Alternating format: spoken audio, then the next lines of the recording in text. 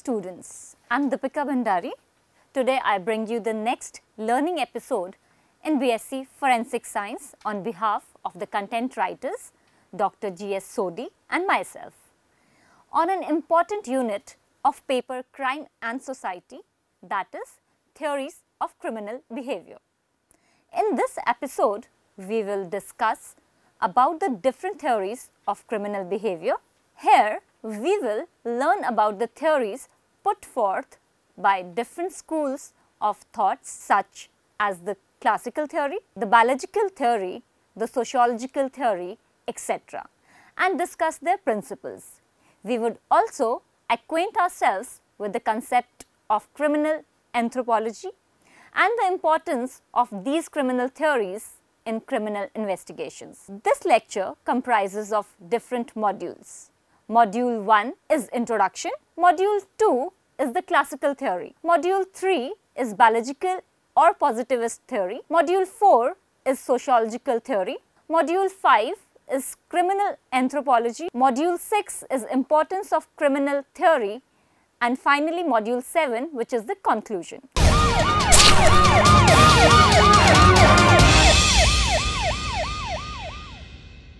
Dear students, let us begin this episode by discussing the concept of crime.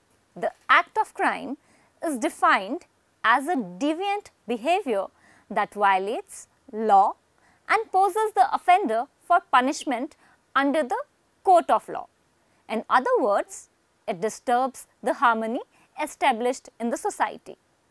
But why do people commit crime? What are the different factors that influence people to indulge into deviant or criminal activity? Different people commit different types of crimes, the severity of which varies among individuals and circumstances.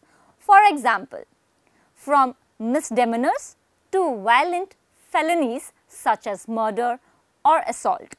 Some individuals become repeated offenders while rest might just indulge in this deviant behavior less intermittently, like shoplifting, etc. Scores of criminologists and scholars from across the world have attempted to build several theories to support this criminal behavior and the different types of factors and situations that might contribute to one's commission of crime.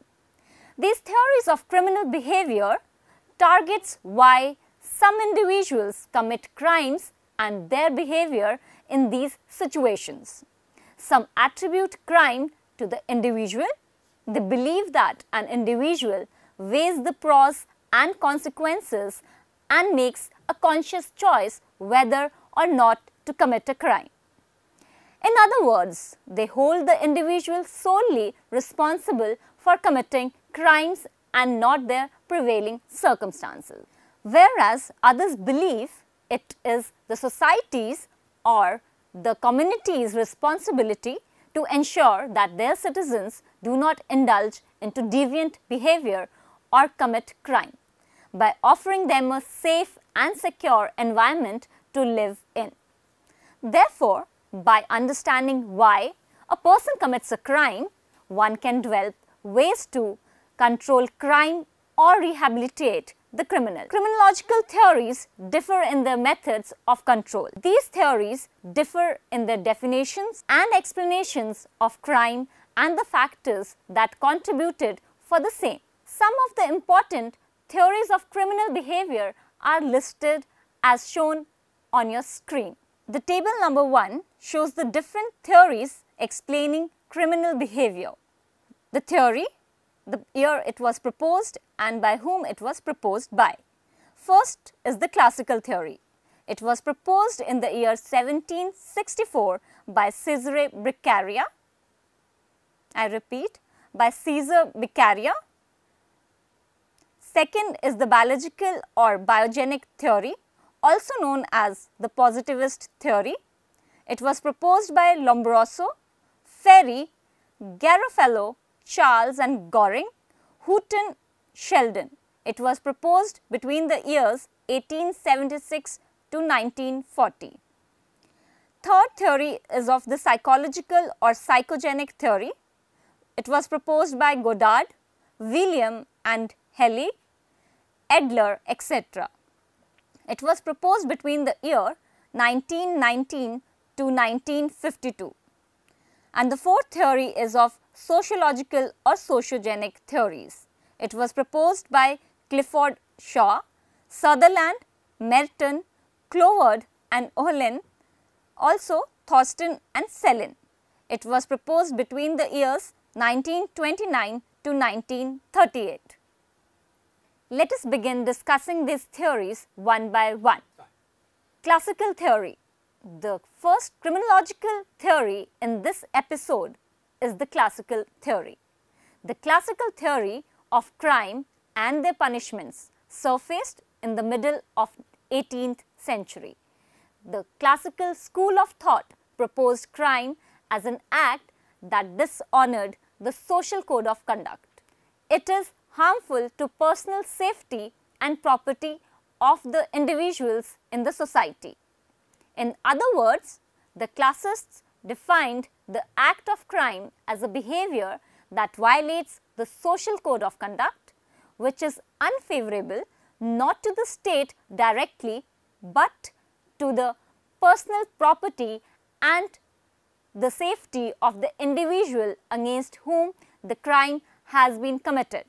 The classists rested their focus on the crime or the criminal acts committed by a person and not on the situations or the circumstances prevailing during the commission of crime, nor the factors that inclined the individual to indulge in the felonious act.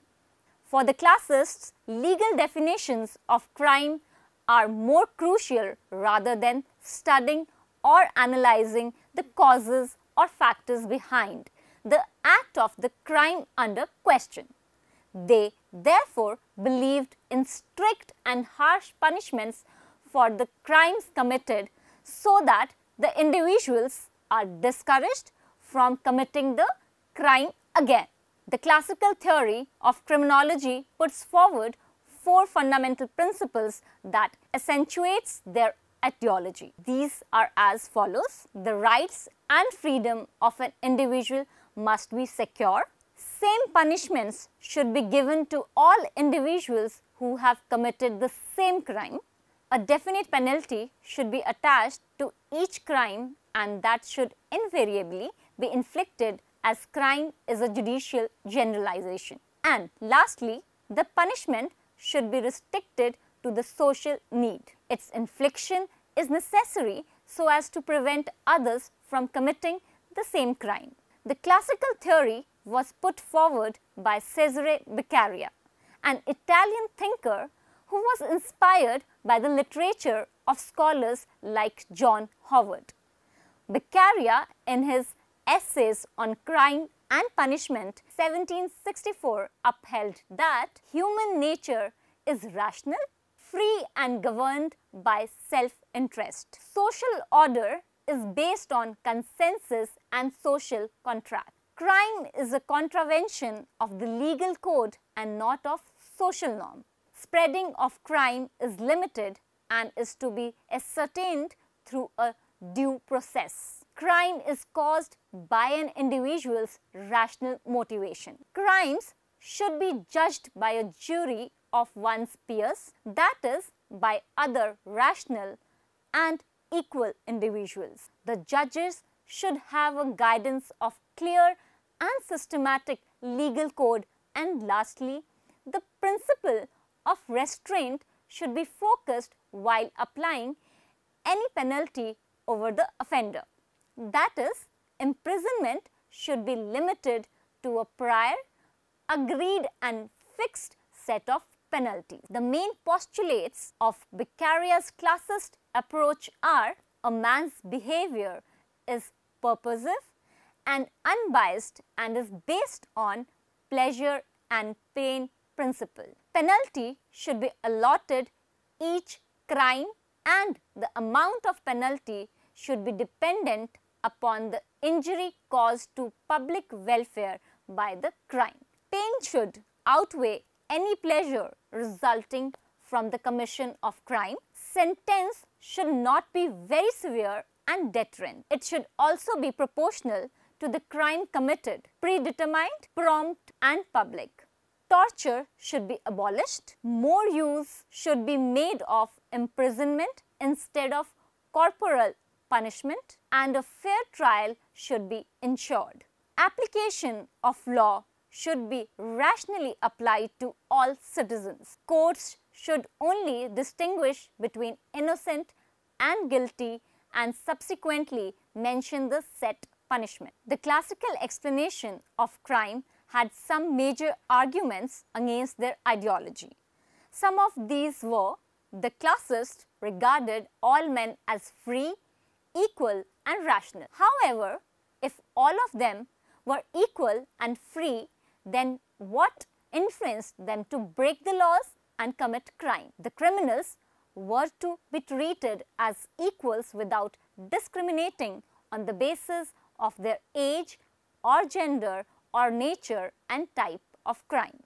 In addition, the concept of free will as elaborated in the classical theory lacked any scientific or analytical explanation. The criminologists supporting the classical ideology were more concerned in forming laws and regulatory measures rather than controlling crime or rehabilitating criminals. Therefore, the neoclassist criminologists in the year 1810 and 1819 modified the classical theory of criminology and provided judicial decisions under objective situations and put forth the concept of minimum and maximum punishments. They also highlighted the importance of age, gender, mental health, etc. of the criminal at the time they committed the crime and discarded the concept of equal justice as unreal. Let us now discuss the next criminological theory, that is the biological or the positivist theory. While a proportion of sociologists agreed with the classist approach toward criminals, quite a few firmly believed in using experimental or inductive methods in generalizing the criminals altogether. These were known as the positivists, and they overrode the perception of one's free will in commission of crime as postulated by the classists. The positivists' theories, more often as the biological theories, focused on the biological factors explaining the cause of the commission of crime. This included their physical appearance, genes, or the genetic makeup of the individual, that is, if any genetic anomalies are present in the individual, evident enough to influence one's behavior, the evolutionary factors, role of hormones or the brain structures, etc. These all had a crucial influence on an individual's involvement in criminal activities. Lombroso, Ferri and Garofalo were the three major positivists who emphasized the importance of the biological or the physiological incapacity of an individual. In other words, these positivist scholars articulated the role of biogenic, that is, the genetic or the biological factors in an individual's tendency to indulge in criminal behavior. Lombroso, described as the father of criminology, was an Italian physician and professor of criminal anthropology. He gave the theory of evolutionary atavism in 1876. According to him, criminals are a separate group, a group which is sandwiched between modern and primitive humans. He argued that the physical shape of the head and face define a born criminal. To uncover the physical differences or abnormalities, Lombroso studied and calculated the bodies of executed and diseased criminals and examined the living inmates as well. He further alleged to have found a range of bodily features that predicted criminal behavior like long arms, large teeth, ears lacking lobes, lots of body hair, etc. He also identified the characteristics of particular types of offenders. He further postulated that criminals could be differentiated from non-criminals not only in terms of their physical appearance, but could also be distinguished based on the type of crime they committed. Lombroso also believed that the born criminal type was insensitive to pain. In other words, they could go to any extent in inflicting pain on others. Garofalo and Ferri had supported Lombroso for his positivist ideology. In his book Criminology 1885, Garofalo mentioned about physical differences between criminals and non-criminals, where he differed from Lombroso's concept of physical abnormality resulting in criminal behavior and focused on psychic abnormality resulting in a criminal tendency or a deviant behavior. Ferri, another Italian scholar, also supported Lombroso's school of thought. He called Lombroso's atavistic criminal as born criminal. He further classified criminals into following types: insane, habitual, occasional and passionate. Let us learn about these one by one. Insane criminals. These included the criminals who suffered from some or the other form of mental retardation. Habitual criminals. These criminals had acquired or developed the habit of committing crime. Occasional criminals. These criminals committed criminal acts that were insignificant or committed less frequently. And lastly, the passionate criminals. These type of criminals committed crime out of passion, either love or hate. His classification was the closest to that of Lombroso. Sociological theory. As studied in the previous sections, the classical and biological theories focused on the concept of free will or the role of genetic factors in the commission of crime. The sociological theories of crime, however, accentuated the fact that a certain type of deviant or criminal behavior is acquired and conditioned from one's social environment. The sociologists used different aspects in studying the cause of crime.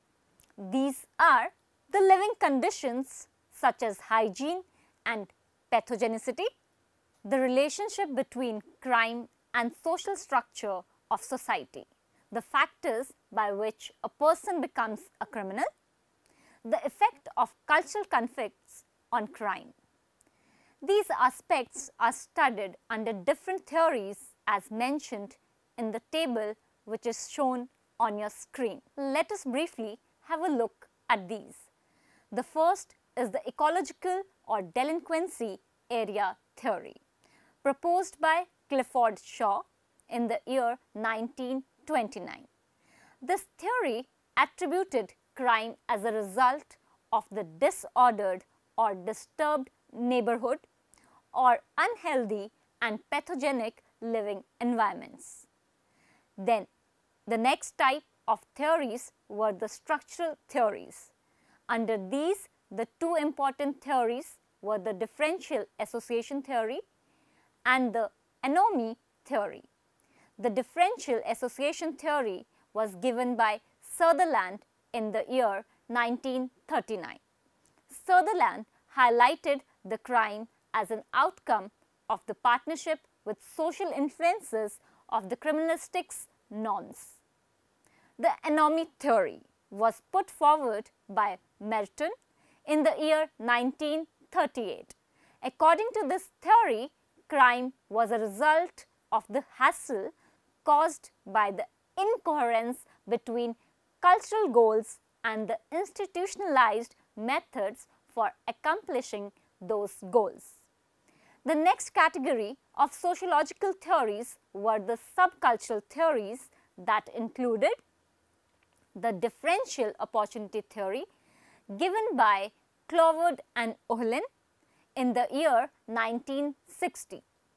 This theory dealt with the differences in legitimate and illegitimate ways to achieve success. The next was the delinquent subculture theory given by Cohen in the year 1955. This theory elaborated the idea of the dismissal of dominant values and development of delinquent values. Lastly, Thorsten Selin gave the cultural conflict theory in the year 1938. He proposed that crime is caused by a combination of biological, sociological, psychological and economic factors. With these sociological theories, the emphasis shifted from the personality of the criminal to the social locale of the criminal.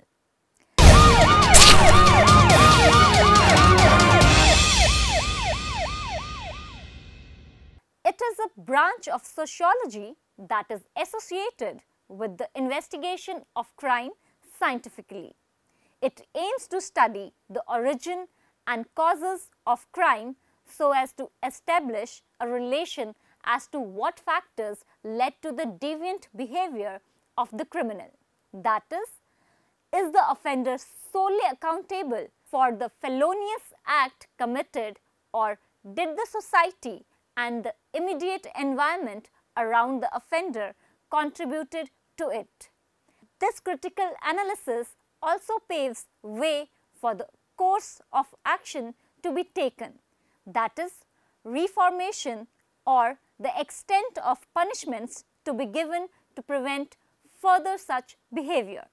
In accordance with the nature and extent of work, criminal anthropology can be dealt with in three ways: general, special and practical. The general aspect of criminal anthropology deals with all the known facts pertaining to crime, classification and summary. This forms the basis for the next step in the analysis of crime. The special aspect includes investigation of individual criminals or offenders, their physical and biological aspects, their psychological well-being, their surroundings, etc., to consider and elaborate the cause of crime. Lastly, the practical aspect is concerned with the methods and institutions for repression and further prevention of crime. Thus, criminal anthropology forms a crucial criteria in criminal investigations and can aid in criminal jurisdiction. Dear students, after being acquainted with the different theories of criminology, let us now learn about the importance of these theories.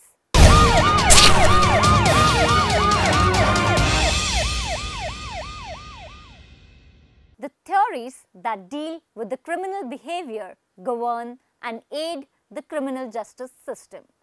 Criminal justice is a practice that is driven by science and theory, that is, biology, chemistry, physics, etc., along with criminology and sociology.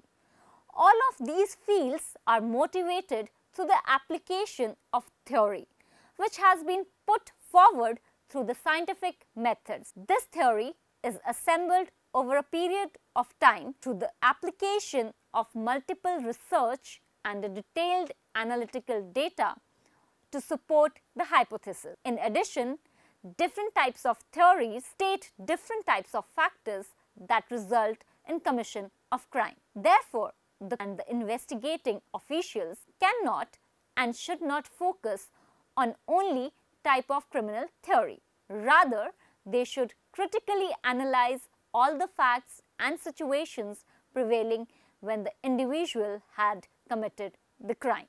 An amalgamation of well-worked criminological theories and a thorough investigative trial will aid the decision-making and rehabilitation program in the court of law.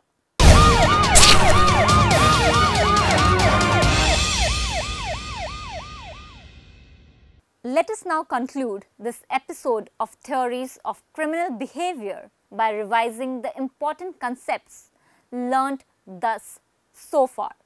Crime is defined as a deviant behavior that violates law and poses the offender for punishment under the court of law. Scholars around the world have postulated different theories to support this criminal behavior and the different types of factors that contribute in the commission of crime.